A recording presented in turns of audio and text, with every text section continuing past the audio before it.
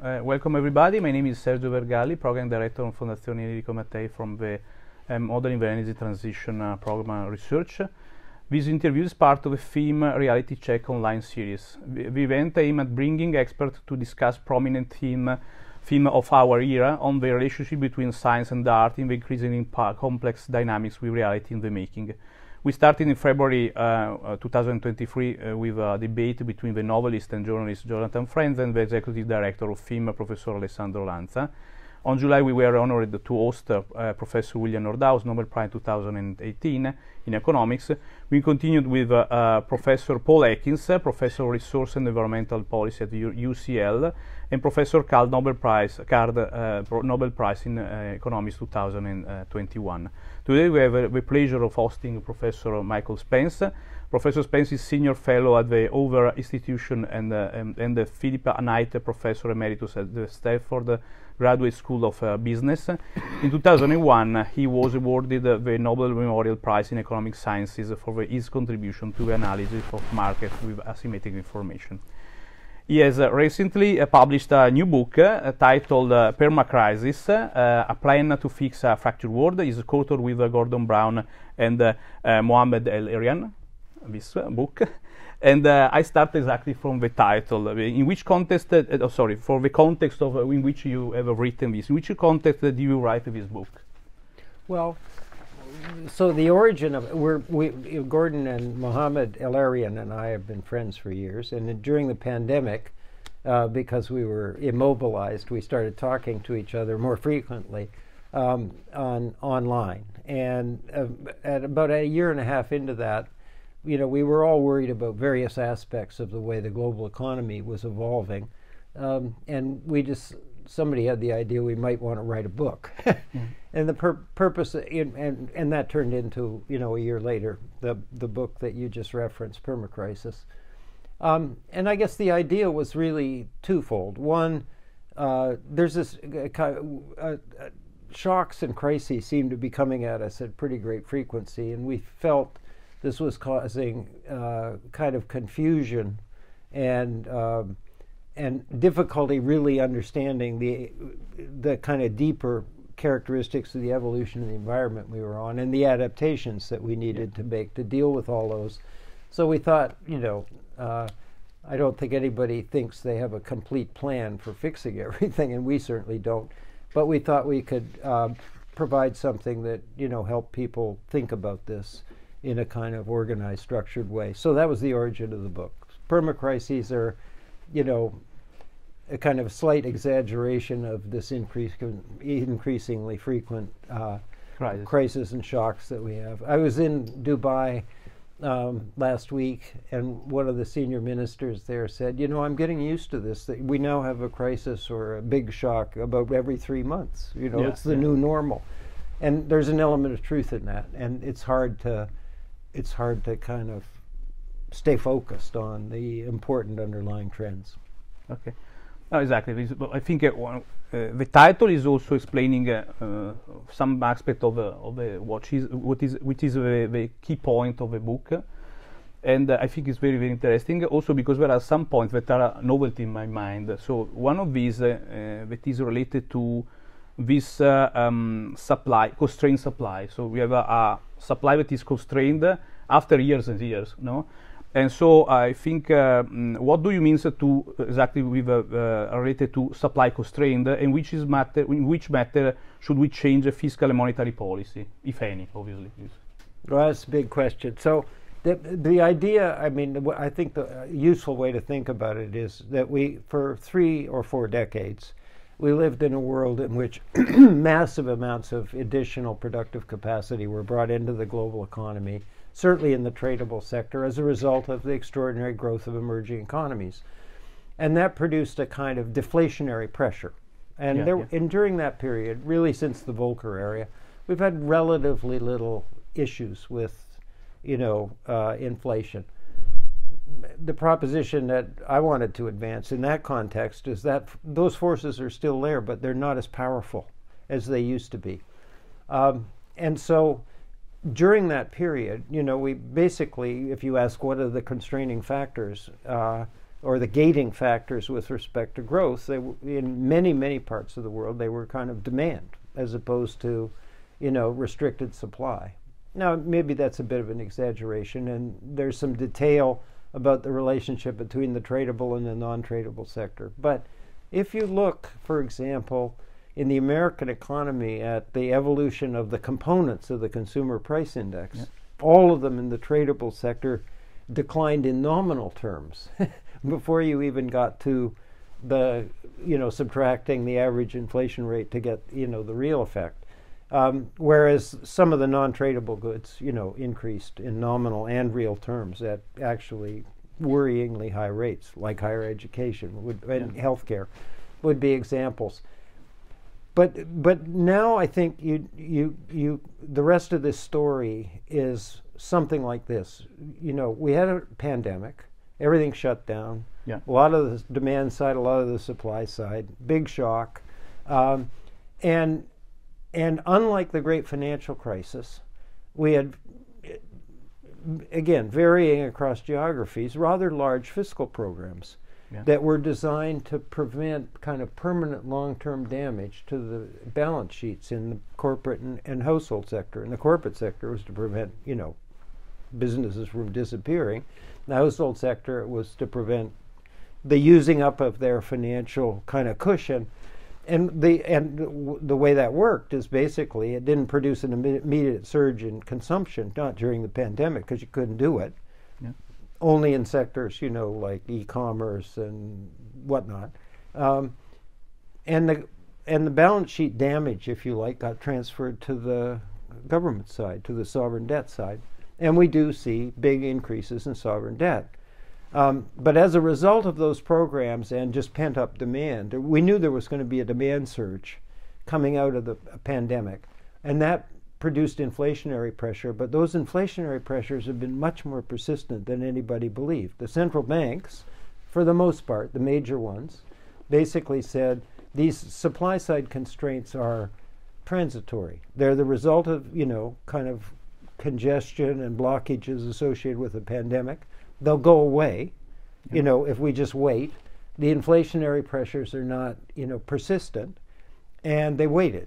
And that turned out to be not quite right. Some of those were transitory. China wasn't going to stay in zero COVID forever. Yeah. The semiconductor shortages were extreme coming out of the pandemic, or not completely, but largely settled. Ocean shipping costs got to somewhere between $10,000 and $12,000 per container crossing the Pacific, starting at $2,000. They're back down to $3,000. It's not where we started, but so it's not. So it's true. There were some transitory problems, and they have dissipated and become less severe. But then the main point of this is, but there were some underlying trends, that are more secular in nature. So declining productivity, aging in over 75% of the global economy measured in terms of where the GDP is produced. Big changes in labor market behavior. We have older people are now retiring in a way they didn't after the great financial crisis because of the balance sheet damage that wasn't fixed then. So that's part of the aging process, but then the young people are staying away from employment and sectors where there's no flexibility, it's stressful, it's dangerous, the pay isn't adequate, and so on. We have labor shortages, again, in the American economy, but we're not by any means unique in all of the major employment sectors. So it looked to me like the bet that the supply side was going to be like it was in the past was not a good bet, and that we're now moving into an era in which the challenge in terms of kind of growth and all the things that growth enables, like investing in sustainability, like dealing with inequality, we're going to be associated with the supply side, headwinds. You can make this more, a little more nuanced and whatnot, but that's the main idea, that we switched from a global economy that was mostly gated in terms of its growth by demand side considerations to now a period of supply side. And the interesting thing is these secular things don't just suddenly arise, but after the great financial crisis, the challenge of rebuilding balance sheets, so you could retire or whatnot, was such that we didn't really have, we had essentially a demand problem, right? Yeah. So the supply side, the declining supply side elasticity didn't really show up because the demand side was constrained as basically as people rebuilt their balance sheets, and the central banks put interest rates at zero, injected massive amounts of liquidity into the system, and what was the result in terms of inflation? Nothing. No sign of inflation whatsoever. Exactly. That's an almost certain signal that there was something was going on other than hyping up demand.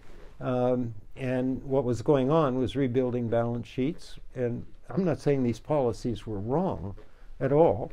And then a huge increment in the marketable assets, right? A lot of that liquidity flowed into the asset markets and produced a kind of boom in asset prices as well. That might have produced a bit of a wealth effect and helped with the demand side. But the policies and the exit from the great financial crisis were strikingly different from the policies and exit from the pandemic. That's a bit long-winded, but that's the kind of basically the story. There's one other thing going on that's really quite important on the supply side, and that is there are increasingly frequent and severe shocks, and the geopolitical tensions are leading to just a major change in the architecture of the global economy, the tradable part. If you go back in the past, these global supply networks were built largely on efficiency and comparative advantage. They were driven by the private sector, right? Efficiency and comparative advantage considerations. Now the overwhelming pattern is diversification, right? Resilience, national security, economic security, energy security, surely here in Europe, and so on. And again, one doesn't want to say that this direction is unwise, although some of the fragmentation associated with geopolitical tensions, are things one hopes we can contain. But the point is, it's just expensive. So the supply side's less elastic, and the prices and costs are going up dramatically in this different world. It's just, as I say, the architecture is completely different than what we experienced essentially for most of the post-war period. So in that sense, when you add up all these factors together, it sort of feels like, to many people, including people in the financial markets, it feels like regime change. It feels like a really different set of parameters. One of the things Mohammed talked about is that there's a generation and a half of people who spent their entire professional lives in the world where inflation wasn't a problem. And so their mindsets, maybe in economics we would call them implicit models, the things that seem like normal, are run in that direction. And if you have a big change like this, the mindsets need to adjust, and they don't adjust immediately. And this leads to kind of mistakes and accidents, sometimes in policy, sometimes in the private sector. I mean, last spring, for example, we had a few bank failures in the American economy, where the total assets involved were bigger than the bank failures in the Great Financial Crisis. And those appear to be lack of attention to interest rate risk. This is one of probably the simplest risks for a bank to manage, as opposed to regulatory risk or credit risk. And again, these are the kinds of things you expect when you have very rapid change in the underlying reality and a kind of lag before the perceptions catch up with it. Okay.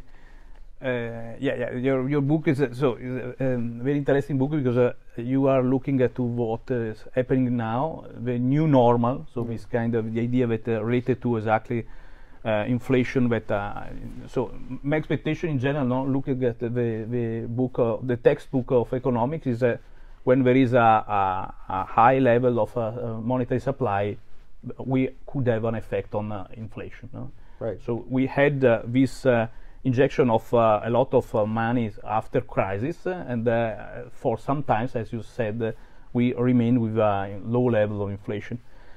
So now, but in reality, we need so we have to expect exactly an inflation level.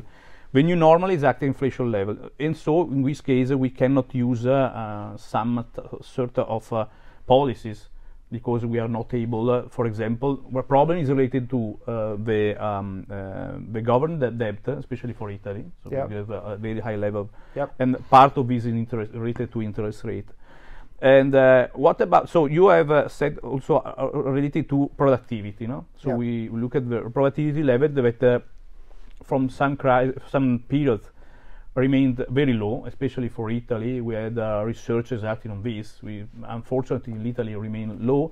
This low level of productivity was hidden by the supply side, because if you continue, but remains a low level. So now this again is undeniable because we can observe this. And so one of the problems is related to which could be the solution in order to enhance this productivity. And another problem related to this, I combine two questions in order to, and according to my opinion, is inequalities. Mm-hmm. I try to explain my idea. So inequality in two directions at the moment. The first one is related to what you said about the aging population. Yeah. No? So population that, especially related to baby boom, no? Baby boom is finished. It's also written in the book. This related to, and at the end now we will have some problem related to pension system. Other problem related to digital novelties that in some cases we are not able to use. Also, and this is also related. Digitalization maybe is also related to the possibility to enhance productivity. Another type of inequality is related to that in last month I interviewed ℊ𝕗𝕗𝕚. Mm-hmm. We have spoken about the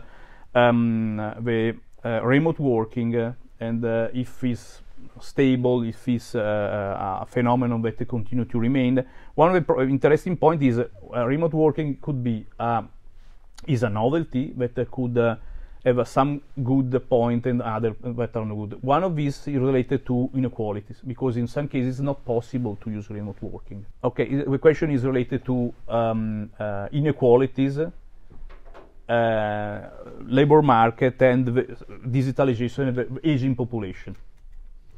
So at some level, you know, it looks to me anyway, I mean, I'm not sure what David Card said, Nick Bloom has done an enormous amount of research, you know, at Stanford on this sort of working from home hybrid work. It looks like it's kind of here to stay. I mean, all the offices I know, even the ones that want them back, you know, are sort of at somewhere between 3 and 4 days a week. If you go into the office on Friday, you can expect to see almost nobody. That's not because they're not working, but this is a phenomenon of. This is an imperfect overlay, Sergio, but this is a phenomenon similar to the current digital AI revolution that affects the knowledge economy. And there are lots of jobs in which we may get, you know, powerful digital assistance and some productivity increase, but they have to go to work, right? I mean, you can't do the job. You know, a nurse can have a powerful digital assistant, but they have to be in the hospital or in the doctor's office. Similarly, surgeons, you know, I mean, there's always some qualification. You can do remote surgery now, apparently. And so it's a slightly moving target. But the bottom line is, you know, an automobile mechanic, and there are a lot of them, you know, have to be where the car is to fix it. And so there's a question about whether, if you get a productivity surge in the knowledge economy, which is where the CEO of Google, for example, says this AI is going to take us, then won't that potentially exacerbate inequality? And the answer to that is yes. I mean, you know, and while we may get productivity surges in the part of the economy where you know remote working is not possible, We're not there yet. So this leads you into a territory we didn't talk about in the book, but I've spent quite a lot of time with AI people and digital people, and that's robotics, right? So if you're going to get physical things done, you need assistants who can help you not only with the intellectual side of it, but the physical part as well. And robotics is progressing, and maybe generative AI will accelerate that to some extent, because the weaknesses in robotics, may be compensated by weaknesses that humans don't have. I mean, I'll give you a specific example. All humans, essentially all humans, by the time they're about 5 years old, have an incredibly well-developed capacity for processing the signals, the visual environment, even if it's incredibly complex and rapidly evolving. And we do that with almost no latency. And there's an evolutionary reason for that. If a bear is coming after you and your processor up here notices it 5 seconds later, it's not very useful, okay? Yeah. So when I say almost no latency, I mean literally, in tenths and tenths of a second. Robots aren't even remotely close to having that capacity, and so they don't navigate in unstructured environments very well. They do reasonably well in structured environments because the parameters that define that space are small. Yeah. And neuroscientists say that a very significant fraction of the brain is devoted precisely to this ability humans have because it's so essential. It's not just visual signals, it's all the signals, but the visual ones are the most important and complex to process. Now that maybe there'll be breakthroughs in this sometime down the road, and robots will have the ability to navigate in a completely unfamiliar environment in the way that we do. But we're not there yet. I mean, even autonomous vehicles armed with the most detailed maps you can imagine for specific cities just keep running into trouble, right? The emergency response people, go nuts because, but in an emergency situation, a fire, something like that, produces a very unusual circumstance that they haven't been programmed to recognize. And so what they are programmed to do, if they don't know what's going on around them, is stop. Well, unfortunately, the emergency response people want them to get out of the way, right? And you need to call a company to send people down to get the autonomous vehicles out of the way. All I'm saying is, we may get progress in that area, but there's a lot of jobs that require physical presence and are done in relatively unstructured environments, unlike a manufacturing facility or a big logistics distribution center where you can use robotics reasonably well and, effectively because it's structured. The interesting thing about generative AI is the same principle applied in the so-called knowledge economy area. That so for example, the conventional wisdom in AI was that the AIs work pretty well in a well-defined domain. If it knows you're doing image recognition, it does fine. If you change domains, they get lost. Generative AI domain switches in a kind of human-like way. You talk to it about inflation and then switch to the Italian Renaissance and it just goes with you. This is the thing that, probably gets people's attention the most, is this domain switching capability. It's almost human-like. And the other thing that's striking about generative AI is, unlike previous generations of artificial intelligence, until they're kind of developed and embedded in apps, you don't really need technical training to use it. You can ask it a question, maybe a little bit of experience giving it prompts. But so it appears to be, because of this domain switching, applicable almost everywhere and whatnot. So that's a kind of crude tour of the kind of digital side in relation to the kinds of work people do in the economy. At a much more basic level, if you try to deal with inequality in a no-growth environment, it's a zero-sum game. Right? Zero-sum game. Yeah, sure.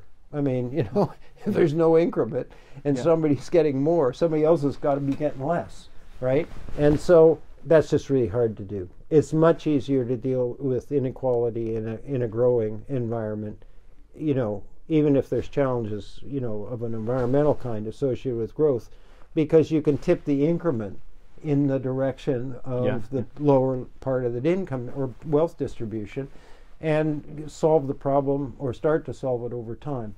So in that sense, you know, I think there's, you know, some potential if we can restore growth to deal with the inequality problems. I mean, there are so many dimensions to them.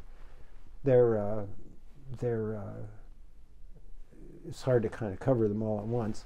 The only other thing I would say on this front is that I don't believe, even given the power of the current generation of you know, AI, as it gets embedded in the economy, I don't believe it will generate an employment problem. It'll generate lots of challenges, and maybe in a few areas, specific areas, you'll get declines in employment. But take an example. These things are really good at writing the first draft of computer code. Yeah. Right? That wasn't expected, but it's true. Okay. You know, the average person on the street that hasn't been trained by you in economics, you know, always assumes for this purpose that demand is fixed. Okay? Yeah. So if you've got more, so the technology is fixed, you get more productive, right? That means you need fewer of those folks. Okay? Now think about computer coding. Yes, if there's a fixed demand for computer code and we get a big productivity increase, we'll need fewer coders, software engineers, probably. But is the demand for computer code, you know, in economies that are being built on software really going to be fixed or small? I mean, it's, to some extent, I think people just don't think about it, you know, very carefully. Again, you know, people who write media copy, we'll probably need fewer of them because these are pretty good at writing the first draft of media copy, and so on. So I don't. It's not across the board, but you know, we'll see. Probably have to live through it to understand. But I don't expect. I don't expect a kind of employment problem. And in the long run, you know, we have become more productive, and one of the side effects of that is we work fewer hours a week. You know, if you look over 200 years, you know, there's just steady decline, and I don't expect that will necessarily go away if we do have a kind of extended, powerful, you know, technologically based productivity surge. So we have also spoken about Turing trap. Yeah. That's Turing trap is the term that was invented by ℏ𝕕𝕚𝕚 at Stanford. He leads the digital economy lab there. Used to be one of the co-leaders of the same kind of entity at MIT. And he wrote a paper in a very good volume dedicated to artificial intelligence in a Daedalus volume. Daedalus is the publication of the American Academy of Arts and Sciences. And his paper is called The Turing Trap, and the idea is fairly straightforward. Alan Turing proposed that we evaluate our progress in the computing area, now we would think it was digital machines, by asking the question, can we produce a machine that when a human's interacting with that machine, the human thinks they're interacting with another human being? It was a very tough test. In the early days of computing, we weren't even remotely close. So this is a test that's particularly relevant to artificial intelligence.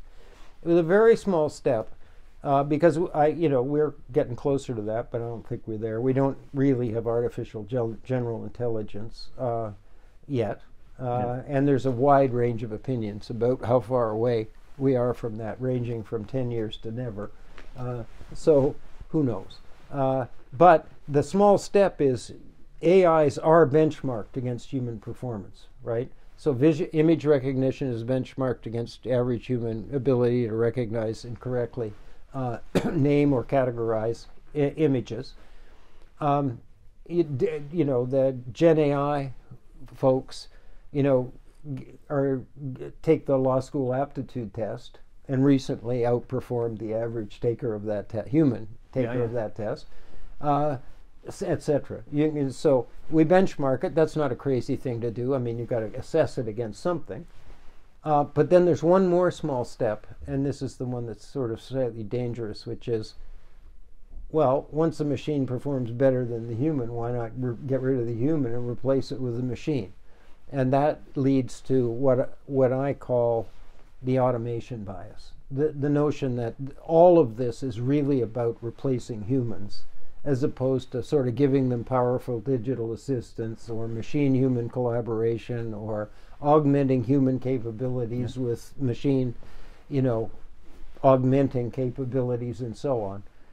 But it's very deeply embedded, this automation bias. So when you start talking about the introduction of powerful digital technologies like Gen AI, people start to think they're coming for my job, right? More or less automatically. And it's going to take a considerable amount of communication and care and interaction and feedback and whatnot, the so-called soft skills on the implementation side to get this right. Partly just not to scare people, and partly to avoid having unnecessary resistance. But the way I think about it, and I think I'm not alone in this. James Monique and I wrote a paper in Foreign Affairs about AI and productivity. Is the natural use of these things is in a way as digital assistants, sometimes to people, sometimes to whole systems, right?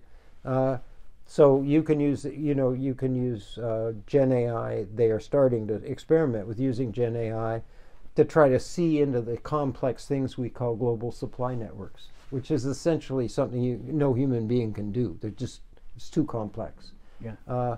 But there's a chance the machines could do it. And if you increase the visibility in those things, then you improve the response times, increase the efficiency of the system, get rid of those kind of bullwhip type effects that we teach students about in operations research and so on. And there are just many examples of that. There's a paper by Fei-Fei Li and co-authors, she's one of the leaders in the AI world, on ambient intelligence. It's basically set in a hospital setting. You just pick up all the signals, visual, verbiage, interactions, rounds, etc., and just keep track of the whole thing. Write reports, remind people that not all the instruments in the surgery have been accounted for. Maybe you left one inside somebody, etc. I mean, it sounds silly, but the point is, it's easier to think about it as a kind of an assistant to somebody doing a job, but as an assistant to a whole system doing something is another important application of this. Okay. In some sense, in your book, you're also speaking about you're writing something related to movies, no? Mm-hmm. Because so the question is so mostly related to spaghetti western by Sergio Leone. Right. So the question is, who is the good, the bad, and the ugly of economic management? Well, so people have different opinions, and one of the things that we realized when we started to write this is we weren't all going to, necessarily have exactly the same opinion. So Muhammad is relatively harsh in describing the macroeconomic policies that we have, an inadequate shift to this attention to the supply side, a delay in responding to the inflationary pressures, that he argues were foreseeably, going to be persistent enough to justify an earlier response, and have led, because of the late arrival, into a very rapid and quite large set of interest rate increases. But it isn't just the kind of central bank, it's the whole response speed of the system. So if we're and on my side, for a long time, when I was sort of reading accounts of what was going on in the financial markets, it sounded something like this. Well, we do have inflation. Central banks had to step into it. They're going to get inflation under control, and once they do, the interest rates will come back down. And I thought to myself, yeah, really? I mean, like we're going back to where we were before? So then I started asking people. I said, okay, you live and work in this world, so you probably know more about it than I do, but do you think that after the inflation fight is largely over, regardless of whether we get back to 2% or they decide 3 is all right, 3% is okay, or some, even though they won't say it, Do you think we'll live in a world in which you can have zero interest rates and massive, asset purchases by the central bank, huge injections of liquidity, and no inflationary effect? And I think when you ask the question in that form, the probable answer is no, which means inflation will be under control, but it'll be a threat, right? Yeah. If you produce a surge in demand, regardless of whether you do it by policy or some shock or something, they're going to have inflationary pressures, and they're not going to just subside. So that leads me to believe that, again, we're going to have to kind of live through this to kind of determine the final outcomes, that we're most likely to live in a world with higher interest rates on an ongoing basis, even after the inflation is brought under control, higher costs of capital, lower valuation rates, an adjustment so that the debt levels are consistent with the new interest rates. That will be a difficult set of adjustments, both on the sovereign side and just out there in the private sector. And so that's a different world, and the transition to it looks like it could be pretty bumpy. So in your book you've also spoken about good management related to Mario Draghi's statement, whatever it takes. Yes. No?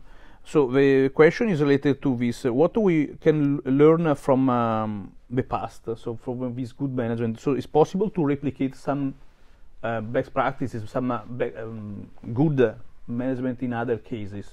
Yeah, no, I think so. I mean, that was a striking success because everybody believed him.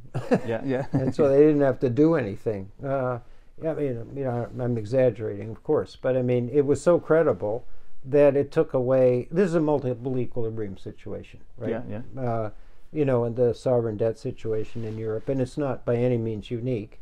And so you can have a kind of spiraling out of control where the perceptions give rise to the sort of self-confirming evolution of the reality. And you could have easily imagined a world in which the spreads and risk and sovereign debt interest rates for a subset of European economies would have been pretty high. And he stopped that. He basically stopped it because he credibly said, if you bet against, say, Italian sovereign debt, I'll take the other side of the market and you'll lose. And people thought, he means it. Well, maybe we won't do that. And that took away a fair amount of the pressure for the interest rates to spiral out of control and create a kind of fiscal, compression of extreme magnitude, and maybe even, debt distress. So yes, I think there are examples of that. And let me give it an example. It doesn't sound like it's the same thing, but confidence and expectations really matter in economics. So part of the problem in the Chinese economy now, I mean, there are lots of them, and we're not here to kind of discuss it in detail, but part of the problem is that there's a loss of confidence, particularly in the private sector, and the investment rates are low. Some of that low investment rate is just the problems in the real estate sector, because a fair amount of private investment was going in there. But part of it is that, they're kind of unsure about their place in the sun. And policy that is designed to reduce that kind of uncertainty, right? By being consistent, and clear. It doesn't have to be necessarily favorable, but just not creating excessive and unnecessary uncertainty, or eliminating certain things as sort of options. Like in the Chinese case, maybe they don't like us and they really do have a new model in which the state sector is bigger. It's just important. And so I think it's starting to be recognized in economics that it isn't just monetary policy where the communications are a really important part of the policy mix, but in general. In your book is about permacrisis, fractured world, so fragmentation. In opposite to this, we have the idea of globalization. No? So in this, if you look at in 2002, if you look at China's share of global GDP was about 8.1% of the total global GDP. In 2001, China was included in WTO. WTO, Yep. and the world changed in my mind. So probably was a turning point. I don't know. Is one of the question. Yep. Now today, so in 2022, China weight was 18.8%. Correct. So, and it's higher than the weight of Every country US except and the- also European Union. And so the question is, to what extent was the entry of China in WTO turning point? Which impact did globalization have on inequalities? Again, we're speaking about inequality before about micro problems. Now you're more on macro, so related to the differences among the countries. So China is the biggest example of very high sustained growth in the emerging economies. And it was a turning point because it became, a very large factor in the global economy. By the way, if you go back to 1980, which is when they started their reform process, Yeah. the Chinese economy was something like 2.5% of the global economy. Yeah. So then you fast forward 20 years when the WTO accession occurred, and they're up to 8 something, and now they're at 18 plus. Depends on how you count, but they're generally viewed as the second largest economy in the world. And then there's a huge, so U.S., China, there's a huge gap. And I think, and then you have Germany and Japan almost tied, and then it goes from there. If you take Europe as a whole, then Europe's about tied with the United States, right? But most people, until Europe is a kind of fiscally unified entity, or more fiscally unified and more fully integrated on the service side, it probably makes sense to treat it as, I go back and forth on this. I mean, it is a big economy, and if its presence in terms of policy in the global economy were largely unified, I think it would be right to treat it as tied for first, essentially. I mean, to plus or minus a little bit. There's a debate in economics, but there was a lot of movement of economic activity around as a result of China arriving because of its enormous capacity, much bigger than what happened in its predecessors, because they were still relatively small. I mean, by comparison. And by small, I mean potentially small. So South Korea was an important player. The Taiwanese economy was an important player. In the earlier rounds, there were some high growth economies that then slowed down, like Indonesia, which is likely to be an important part of global growth coming forward. But the distributional effects of these were significant. The debate in economics and for the advanced economies is what fraction of it was technology and what fraction of it was globalization.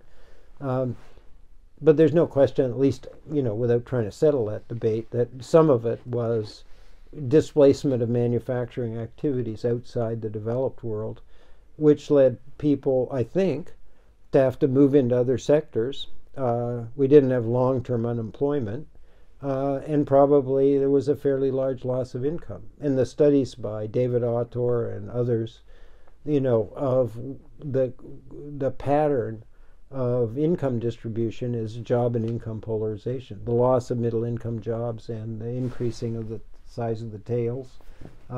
So direct effect one way or another on inequality.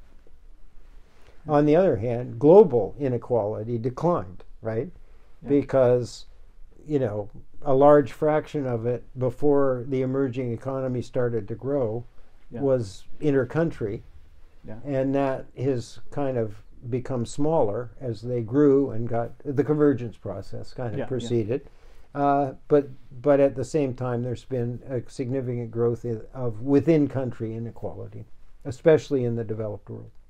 Okay, the next question is related to, again, we're speaking about China and the role of BRICS enlargement, which could be the effect on global world, also related to the fight with respect to new currency, possible new currency. There is this debate about this, and this China-US decoupling. So one of your articles you have written about this, and this what is happening these days, so this kind of fight against China, US, which could be the effect on the future. I combine this also some related to environmental economics, because in environmental economics we have another type of decoupling, that is the idea when if you are increasing the efficiency on production, you are producing with a lower level of CO2 emissions. So it means that we have this decoupling, this untangling between GDP growth rate and CO2 emissions. So I combined all the questions related to which could be the effect of BRICS enlargement, China decoupling, so related to geopolitics, and which could be the effect on environmental decoupling at the end of the question. Well, it's a very complex situation. I mean, I think, you know, it's very good, an important set of questions. So almost everybody agrees that, first of all, the pattern of diversification that I described before, I do not think is possible to completely reverse, right? You can't get rid of the loss of trust, the geopolitical tensions, the fact that very significant chunks of technology are intimately related to national security and defense, and there are going to be restrictions on those. So I think the challenge at this point is one, you know, not accept that as the overall pattern, but instead focus on the things, the restrictions that we, you know, are just going to have to accept. Now, they're important ones because the digital technologies are in this category, a lot of them, and they have this kind of massive dual use characteristic. So restrictions on the movement of that around the world, whether it's on technology movement, people, capital, you know, or products, or all of the above, which is what it looks like where we are, that's going to have a negative effect. I mean, I don't think there's any question. I think the key things are to prevent that from, you know, just becoming, you know, widespread and affecting areas there where there's no realistic national security issue at all. And I believe that the senior people and policymakers and politicians in Europe and America and China are trying pretty hard, you know, to think that through and to sort of make the restrictions, you know, the ones that apparently we think we need for national security purposes.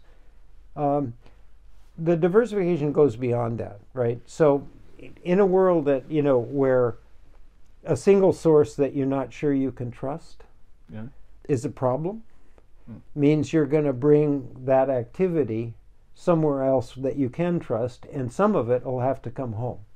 So in the American case, you can see we're going to move some of the semiconductor industry back home. Not because we want it all at home, but because we want to know that we can do it in case we have to expand it, right? So a world in which, you know, a very small number of entities, usually called TSMC, can make the most advanced semiconductors, meaning fabricate them, not design them. Lots of people can design them. Just fabricate them, is not a world that is, you know, stable in the view of a widespread number of policymakers. I expect that there will be industrial policies in Europe that are overcome the extreme fiscal decentralization that are designed to close some of the digital gaps here. China's investing heavily. The United States has, you know, a big infrastructure program, a Chips and Science Act, which is complicated because it's partly just capability, it's partly home shoring, and it's partly holding China down. So it's got all three components in it. And then the Inflation Reduction Act, which is our version of, you know, participating in the you know, climate agenda, mainly via subsidies, which is not a hit over here in Europe. But anyway, and so you can see that two things are happening at the same time, but they're complicated. There's home shoring, friend shoring, diversification led by both businesses and economic policy in multiple countries.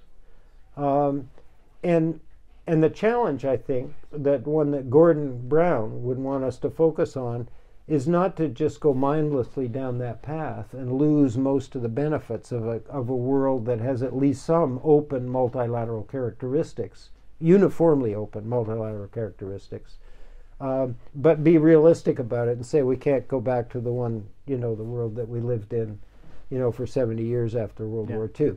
I think that's kind of the big challenge. The one area that this foundation talks about all the time and contributes to is an area where if we allow the balkanization of all the activity in the global economy that's relevant, namely the energy transition and climate change, that will fail.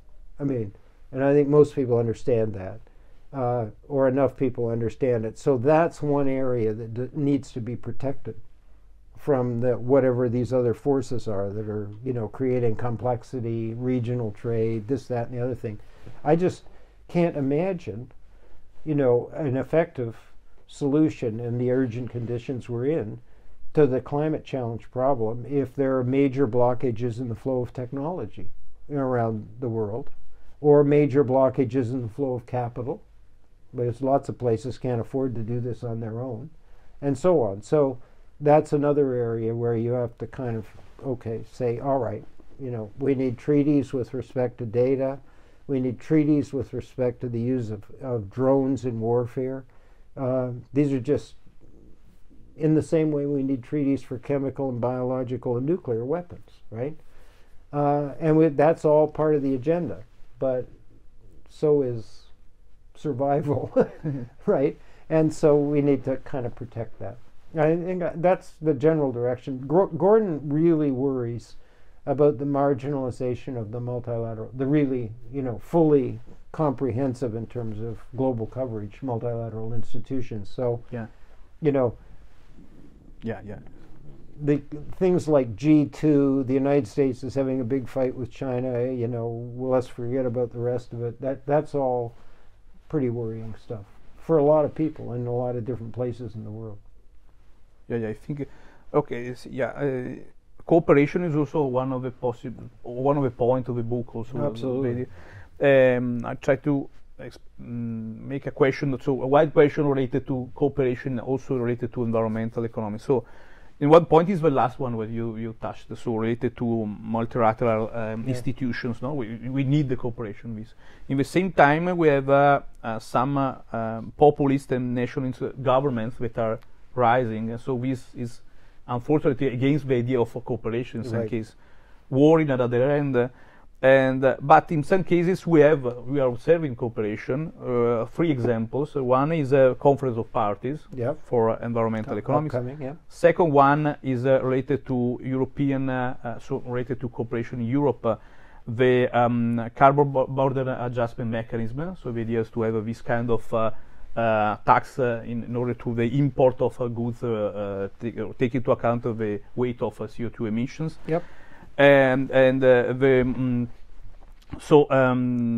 Other examples are related to, for example, the possibility to have so different institutions that can collaborate.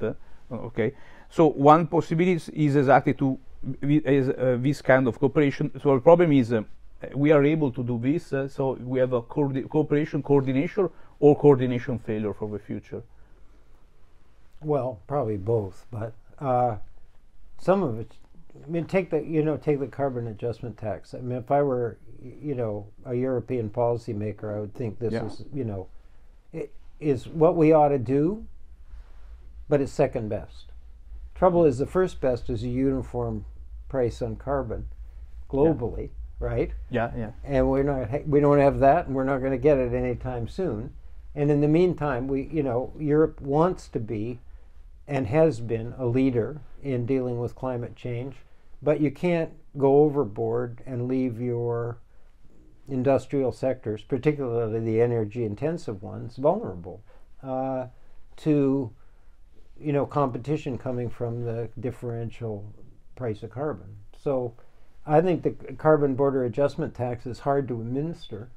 It's sort of, at some level, an unnecessary level of complexity, but I think it's probably realistically where we're going to have to end up. But there is some good news in this. I mean, there is, I think, some reasonable degree of openness and cooperation if you get away from these highly sensitive areas. So China is an enormous emitter of carbon, but they're also an enormous contributor to the technology for dealing with it. You know, with solar, electric vehicles, they're going way faster than the rest of us, battery technology. And, you know, because they're growing, it, you know, it doesn't show up but they're, you know, in the short run, is kind of all that helpful, but they're going to peak probably in emissions before 2030, which is a bit of an achievement for a country that's still got, you know, a doubling roughly of its GDP. If they really do peak and then start to come down, for a country that's going to double their GDP before they get to be a truly high-income country everywhere across the board. I mean, there's high-income parts of China. It's so big, it's, you know, hard to generalize about it. But that's a real achievement, and I think those benefits will kind of spill over into the rest of the world. So I think there's some pretty good news on the cooperation front. If COP28 is reasonably successful in upping the levels of commitment and investment, and in agreeing on mechanisms and commitments in terms of capital itself to get that done, that would be another kind of big step forward. I look at, I mean, you know, can we prevent passing through the 1.5 degrees Celsius, given that the carbon budget on a current trajectory is going to be used up before the end of the decade? Probably not. But we can go through it and then come back, right? And on the present course, if all goes well, I think we can go through it and then come back in a way that isn't, you know, hopefully terribly destructive. In other areas, like, you know, I mean, let me give an example. In the area of artificial intelligence. 5 or 6 years ago, there was a globally integrated research group in artificial intelligence, you know, Europeans, Chinese, Americans, they were all talking to each other. Now they're completely divided. I asked a leading person in AI if they would like to come to a conference on the impact of this in economics in China. This person looked at me like I was crazy, right? An AI person from the United States going to China? You're nuts. And so that's too bad, right? Because that does not, you know, generally the openness in our world, in academia and research in general, gives rise to more rapid progress than we would otherwise achieve. But that, I think we're going to have to accept that some of those things are going to be balkanized, or maybe I shouldn't use that term. I remember several years ago I was in Istanbul, and I said that global economy is being balkanized, and this very nice lady put up her hand and said, "You realize this is the Balkans?" Okay, the next question is related to twin transition. So, my mind, one of the possible, so combining all the elements of the book, so the problem related to constraint on supply, problem on productivity, looking at the net zero emission target of European Union and so on. So the idea is that maybe, I don't know, but probably, so twin transition, combination of digitalization and the environmental energy transition could be a manner to enhance productivity and also to solve this problem related to constrained supply. I think you'll get both. I mean, when I say these three transformations are related, including the biomedical and life sciences one, which we haven't talked much about yet, but they're all related, right? I mean, everybody, I think, understands that the digital transformation has important, you know, parts of it that are particularly relevant to the energy transition and sustainability. I think there's no disagreement at all that the digital technologies are going to be an important part of the revolution in biomedical and life sciences, because you can just process the mountains of data that emerge from DNA sequencing and other things. So, I mean, it's when you look at it from that point of view, not just we have these big problems, but we have the big opportunity set. It does look very big. Not just because these things exist, but because they're accessible and not very costly. You know, so, you know, I mean, talent you know, scientific and technological talent around the world that's going to have access to this, to create new things, to innovate and whatnot. And there is a global explosion of entrepreneurial activity in digital, in the life sciences, and increasingly in the technology that underpins the energy transition. And it is global. I mean, you know, when I was not that much younger, you know, most of the tech-related stuff was in a relatively small number of locations, and it, you know, it's become a global phenomenon. So if you throw that much talent and creativity and innovation at these problems, you're likely to get some pretty good results. So I don't mean to minimize the magnitude of the challenges on the supply side, on the sustainability side, and whatnot. Maybe the biggest risk is, you know, the polarization and therefore leading to, you know, bad policy choices, inactivity, and even governance problems may be the biggest risk to kind of getting on with this. Because we do have, you know, polarizing, apparently, I don't pretend to understand these completely, but polarizing forces in a wide range of countries. So, you know, we're going from left to right to left. In some European countries, Latin American countries have been doing this for years. Argentina now apparently has a new government, you know, that doesn't think they need a central bank. I'm not, I mean, yeah. maybe they're right, but it doesn't sound right to me. You know, etc. I mean, and in America, we have an election next year Yes. that could produce a dramatic change in behavior, policy, and other things. I mean, the last time the Trump administration was in power, we pulled out of the Paris Climate Accord and basically, you know, defaulted on the energy transition. With the Biden administration, we're obviously back in some form or other as part of that, but we could revert again, I guess. I mean, at least somebody who spends their life betting probably wouldn't attach a zero probability to that outcome. Yeah. So about coordination again, another example is a climate club that William Nordau suggests for a possible idea for the future. There is a chapter, now I move to another topic, so related to the chapter 14 is about financing our future. Yep. So the question is related to this, so combining these ideas. So on the one hand, we have this problem, so in my mind, the problem that arose after the last crisis related to the increase of monetary supply, that in some cases, in my mind, they could create also investment increases, also some possible bubbles. Yep. Another, on the other side, so but now is reducing due to an increase of inflation, and so we have also to rebalance this because I don't know, maybe increasing again the supply, monetary supply, we can have a huge bubble related to financial point of view. But we'll get inflation if we do. Yeah, yeah. On the other end, we have so these ESG that are an environmental, social, and governance funds related to transition, environmental transition. Maybe this could be one of the directions which is possible to finance economy. But in general, the question is how to finance our future. So, yeah. So I don't want to be even slightly negative about the serious part of ESG, especially the S. And I do think the private sector, in many parts, has become a very important source of innovation in that area, and they deserve credit for doing that.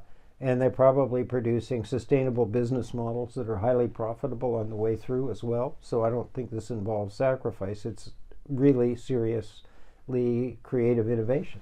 Yeah. And anything that reinforces that, and allows them, to be distinguished from the people who view ESG as a marketing campaign, measurement system, so you really get credit for that. I think that's just all good, and we're on. Hopefully we're on that journey, right? You can see pullbacks from it. There's resistance to aspects of it in America. State pension funds are being barred, from certain kinds of investments that involve ESG, like that relate to fossil fuels, for example. And we got to be careful. This is complicated. You can presume more general agreement than there is out there, and that's kind of tricky because then you get blowback from it, and that's not the road we want to go down. But at a kind of more macro level, there's a real problem. I mean, sovereign debt to GDP ratio for the global economy is now over 100%. Yeah. The interest rates are rising and will probably stay high. The fiscal space is declining. And in the subset of countries, it's essentially vanished, right? And so to expect them to be a constructive part of the energy transition, even if it's in their interests, based on investing their own public funds, is just unrealistic, right? So we need, by general agreement, we need basically to use the public resources that are available to mobilize and incentivize private capital to come in so it's kind of a partnership. And I think the natural way to do that is to have the public sector or the multilateral institutions operating on behalf of the public sector, funded by capitalization from public resources in China, Europe, the United States, etc., everybody, to absorb risks and create incentive structures that cause private capital to come in. And I think this is in addition to ESG things. So I guess what I'm saying is ESG is great, and I admire the people who've taken it seriously, but it's not powerful enough. We just need massive amounts of money, and ESG isn't going to produce a whole flow of funds into Africa to help them be part of the energy and transition and whatnot. So we need this other thing as well. And I think the big challenge is, can we create those mechanisms to mobilize a whole lot more capital than we have now? And I think I'm not alone in this. I think it's generally the way the World Bank and its new president sees it. So if I were kind of suggesting a way forward, it would be reform the multilateral institutions. Think of the World Bank as not the only, but a major public goods bank. Once reformed, ask for a substantial increase in capitalization and use that capital to mobilize private, by mobilize I mean incentivize the flow of private capital. There's a lot of it there. I mean, the Middle East, the oil producers have very large increases in revenues because of the recent evolution, last couple of years, price of fossil fuels. Yeah. There's got to be a way that makes sense to them, and we're not talking about sort of just taking it away from them, to incentivize at least part of that very large flow, 1-2 trillion, lots of money, into the energy transition itself. So I think that's the general direction. If you did it this way, then basically what you would be doing is trying to solve this problem of who has to pay for it. So the implicit model in what I just suggested is you pay for it based on some assessment of the size of the economy. You might have to adjust it a bit, for historical contributions to CO2. But then the entity itself would be the major deployer of the public funds. And I think the way to do that is not to say, well, a subset has to go here and a subset has to go there. It should go to incentivize private sector flows into wherever the return is highest, right? Yeah. So if the best way to get rid of carbon, is in Brazil, the money should flow into Brazil. This is what a global carbon trading system was supposed to, on the paper, in theory, incentivize. This would be a kind of, not the same thing, but a variant of that. I mean, we don't care, I don't think, as long as we get rid of the carbon or the greenhouse gases, where it occurs, right? Yeah. I mean, so why not do it in the place where it's most efficient, and market incentives probably, with appropriate incremental incentives, might help us get there. Yeah.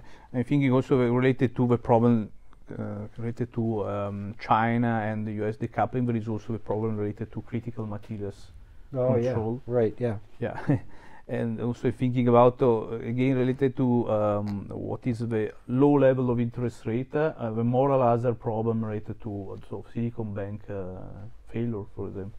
But going to conclusion, okay, so the idea is to think about the future. Well, you know, the Silicon Valley Bank was interesting. Yeah, so yeah. That was interest rate risk, you know, so they, but augmented by one thing. You know, 20 years ago, if there was a bank, you know, fear of a bank failure, you'd see people lining up outside the bank. Yeah. Now they take their money out on their phone, you know, in about 4 seconds, right? So you can get a run on a bank that's just much, much more severe really quickly. But the other thing is, you know, CEO of Silicon Valley Bank was on the board of the San Francisco Fed, which is the approximate regulatory body for that bank. That's just a flat-out conflict of interest. Yeah. There are court cases, you know, associated with this bank failure, and the CEO was asked, well, why did you not deal with this interest rate risk? You know, associated with the fact that the assets were in long-term public funds because they didn't have enough loan demand, and those went down in value as the interest rates rose, and the deposits can leave overnight, and so the funding costs go up if you want to keep them. And he said, well, the central bank, the Fed, said these problems were transitory, so we thought they'd go away. Yeah. I mean, maybe that's just not hogwash, but the point is, how do I say this? When you get very rapid changes like this, I think you're Muhammad calls them accidents. You're going to have accidents because people, you know, don't adapt fast enough. Not everybody, not every institution, but enough to produce some noticeable turbulence.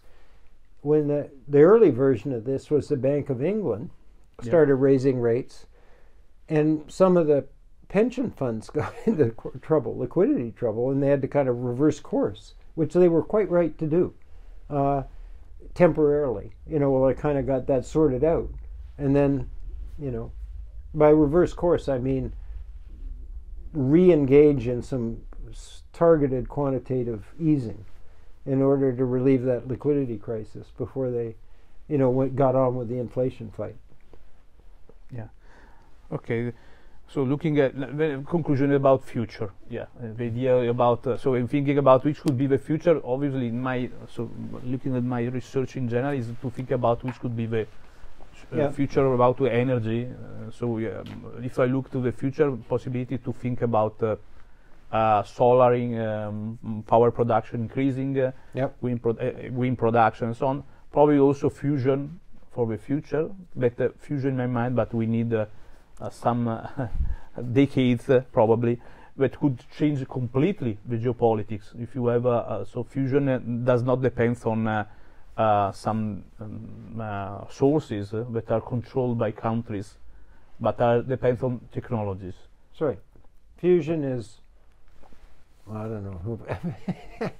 It's always just around the corner. When I was an undergraduate at Princeton, there was a major lab that was busy trying to solve the problem of containing the future fusion reactions so that you could use them in energy production. It's now 7 decades later. No, that's not quite true. 5 decades later, and there are real breakthroughs, and people understand it better, and maybe we're closer. I mean, it is the closest thing to a silver bullet there is, right?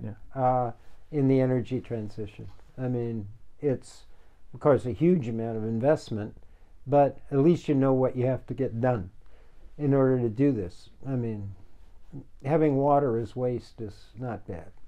Not bad. But you know, I don't know where they are exactly, but you know the fusion occurs at temperature. You know, a hydrogen bomb has a nuclear weapon, a fission bomb around it to compress it to the point where the temperatures go up and the fusion reaction occurs. At least that's the way they used to be made. Maybe they've got a new version of it now, which I hope they don't use. But the temperatures are so high that you can't contain it with any physical substance. It'll just melt it or vaporize it. So they have to do it with something like magnets or electromagnetic fields. And it just turns out to be really hard. So this progress is they can contain it for, we're talking seconds now, maybe in sub-parts of seconds. Well, we got to contain it. Yeah. On the other hand, that is a huge achievement. So I don't want to be skeptical about it, but the one thing I say to people is, we can't suspend the remaining investment program while we wait for the silver bullet to arrive, because it may come too late. Your previous book was titled The Next Convergence, and that I used during my course, and now I would like to change it with your next book, that is your book that is Permacrisis. And so the question is, which could be the next book? Well, I don't know. I mean, so I just turned 80. I guess the next book, should probably be accompanied by, a question mark or an assumption. But I'm hopeful that I'll be able to write one more book, maybe with co-authors like this. I mean, in this one, it's fun. I say, when I'm talking to people about it, and they, this is kind of a joke, but they say the authors of this book are Gordon Brown, ℊ𝕖𝕚𝕚𝕚, and that other guy. Yeah. Well, those two other guys, that's me and Reed. Reed, by the way, is an important part of this. Because, we don't write with the same style, and the reason it looks like a book is because of Reed and his ability not only to write, but to understand in depth what was kind of we were trying to communicate. I'm pretty optimistic. And I'm optimistic for the reasons we've talked about. I think we have the human talent and the tools, and maybe even the will, to kind of get on with solving these problems. And the question, of those things, I'm sure about the tools and technologies and their trajectory. The question always comes down to will, doesn't it? Yeah. Whether you're going to use them, at various levels, from global down to, the ground level. And there you can be either skeptical or kind of go back and forth, depending on how you're thinking about it. But, so I guess if cautiously optimistic probably means hopeful. Yeah. I am worried about some specific things that we could let slide. So vis-a-vis the next convergence. Yeah. When I wrote that, I was pretty sure, one way or another, that the vast majority of people in the developing world would, be in this process. Not at the same rate, not with the same entry points or times. But the low-income countries now have all the challenges that are usually talked about in a course on development and growth, plus these external headwinds. A much more complicated global economy, huge climate shocks, declining fiscal space because the pandemic was a disaster there, and in a higher interest rate environment in most of the global economy, and demographics that are pretty hard to deal with. I a little worried that the convergence process may leave out an important, in population, a non-trivial sort of part of the global economy, and I don't think we should not let that happen. We certainly shouldn't let it happen as a result of external shocks and headwinds that are not their fault, meaning come from external sources. So, I'm happy with the proposition every country has to kind of manage its own destiny, but it's got to manage it with a solvable problem to deal with. And I'm a little worried that this is getting pretty close to a perfect storm, meaning an unsolvable problem, and we need to take away the excessive headwinds for that group. Okay, thank you very much. Thank I would you. like to say thank you, Professor Mike Spence. I would like to thank you. Here from Fondazione Eni Enrico Mattei. I'll see you again for the next interview. I'll thank you very much. come whenever you invite me. Thank you. Okay. Thank you very much.